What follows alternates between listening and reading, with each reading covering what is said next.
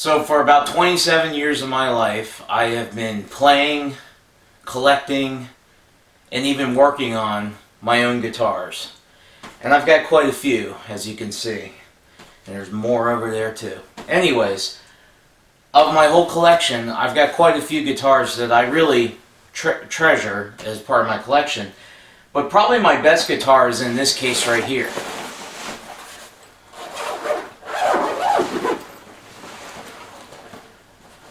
This is my standard Fender Stratocaster. It's a Mexican Stratocaster, so it's not an American, but it doesn't really matter because it plays great, and I think it's just as good, and I probably paid 1/3 of the price for it. Anyways, one of the downfalls that this guitar has is the tuning heads, the machine heads.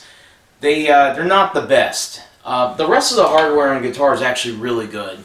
But these machine heads have always been a little bit finicky, with not really staying in tune sometimes, and sometimes they rattle just a touch. So anyways, in this video, I'm going to upgrade these to locking tuners.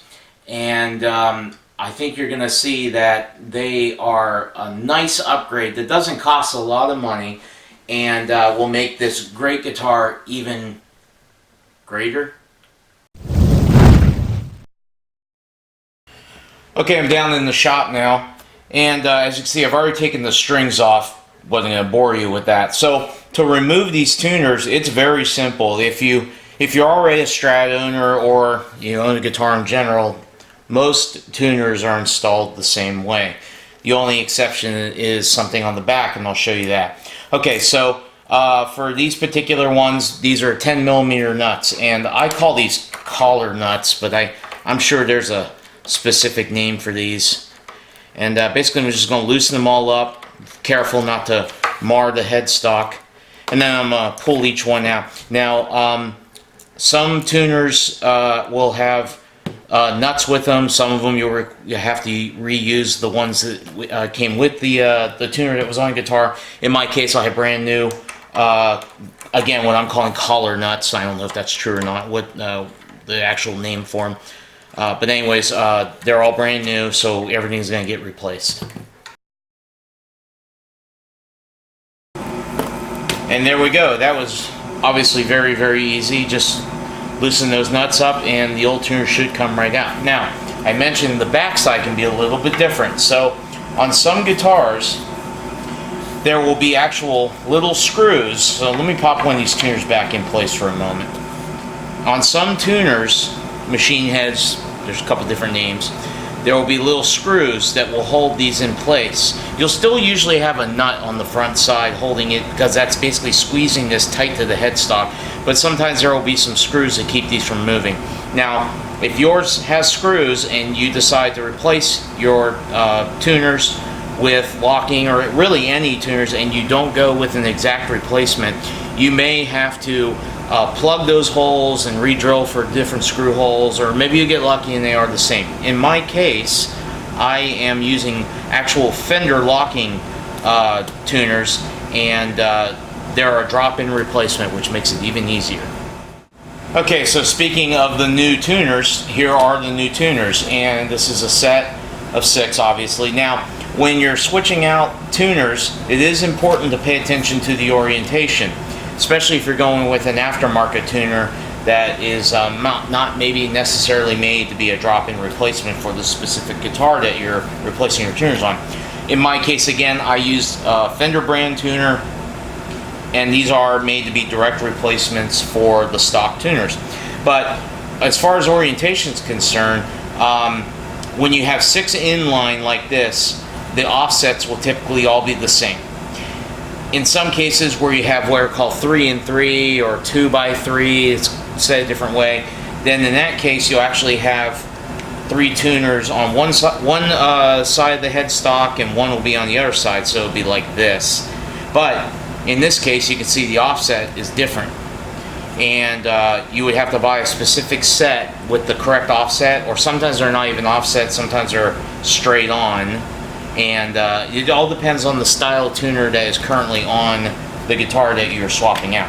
So let's let's quickly compare the differences here. Now, as far as the inside face, the face of the tuner that's going towards the backside of the headstock, they're essentially identical. You have your tuning peg, there's a threaded collar in there, and then you've got these two little registration pegs. And these little pegs are where going to go in those holes that I showed on the backside of the headstock. And that keeps the tuner from spinning. Even once you tighten down that nut, if these little pegs weren't there, eventually these would work a little bit loose and start moving. So having those little pegs are essential for keeping them in place. Okay, so let's talk about the business end, or the what the real difference or real improvement here is. And that's this little knob right here. This is the locking knob. And you'll notice the stock tuner does not have that. So what this does is, as I rotate this counterclockwise, inside of the string hole, there is a little metal plunger or clamp pin, and as I go counterclockwise, the pin is retracting. When I go clockwise, that pin pushes up and starts clamping against the top side of the string hole. And the point is that when you go to string your guitar, you can run your strings in. You just pull the slack loose, and then you give this a nice good tight turn, and it will clamp the string in there, and it actually eliminates the need to have your strings wound around the peg. And that's one of the biggest problems with guitars going out of tune, is when you have 2, 3, 4 wraps of string. Those wraps are not ever just tight to this peg. So what can happen is the string can be kind of wrapped on top of each other like this. Let's say these are 2 wraps and you got the 1 wrap on top like this. And what can happen is you get enough stress under that string or on that string, it can slip in between, or it can slip to the side. And there's where your detuning takes place a lot of times. It's because it's kind of unstable.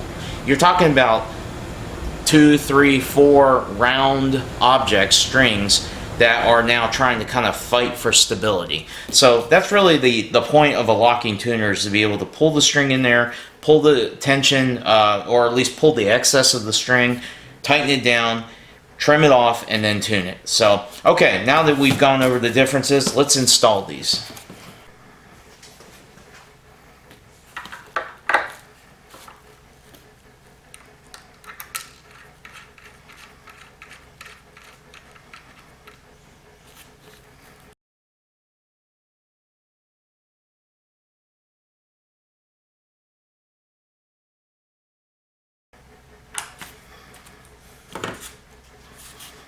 Okay, it's that simple.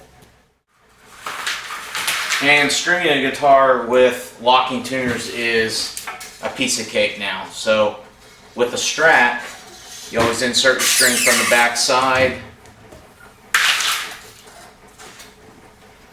And in this case, with the new locking tuner, we're just going to, well, first make sure it's unlocked. Make sure they're all unlocked. And we're going to just run the string in. And the trick is to just pull some of the tension so you have basically nothing loose. And lock the backside. And I'm just turning it clockwise, finger tight, basically to the point where I can't turn it anymore. You really can't damage it if you're doing it by finger. You would never put pliers or anything like that on the locking mechanism. You would just do it by finger. And once it's tightened the clamp, I can take the cutters and cut the string off, not quite flush, but I am going to cut it fairly close. And now, let's see.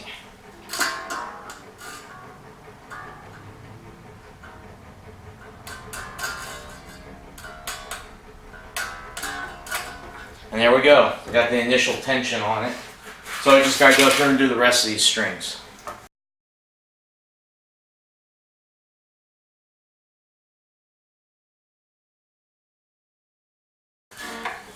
Okay, I just strung that guitar a lot faster than I would have in the traditional sense. If you've if you've played guitar before and you know about stringing guitars, there's all kinds of methods when you're using a standard tuning peg.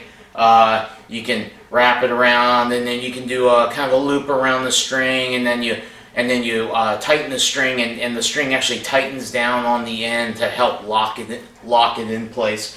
It works. It's not perfect. It still doesn't eliminate that having multiple wraps of string around the tuning peg over each other. So the locking tuners is really the only way to eliminate that properly. So there we go. It is installed. I'm going to go ahead and tell you right now, I'm going to disappoint you. There won't be any sample playing in this video because I typically have to let my strings stretch for a day and then I'll tune them up. And what I'll probably do is have a little follow-up video with a little sound sample. Even though I've been playing a long time, I still don't think I'm very good. So replacing the tuners on your guitar is really, really simple, especially if you can find some direct drop-in replacements like the ones I put on this Strat, and it's a very worthwhile upgrade that will make maintaining and keeping your guitar in tune a lot easier. So thanks for watching, and if you like this video, appreciate a like, and if you're new here, I appreciate a subscribe, and don't forget to hit that bell icon so you can see when my new videos are coming out. I am making an effort to have more videos out on a regular basis and get this channel going again. So thank you for watching, and to all my subscribers that have been around all this time, I heartfelt thank you for sticking it out with me.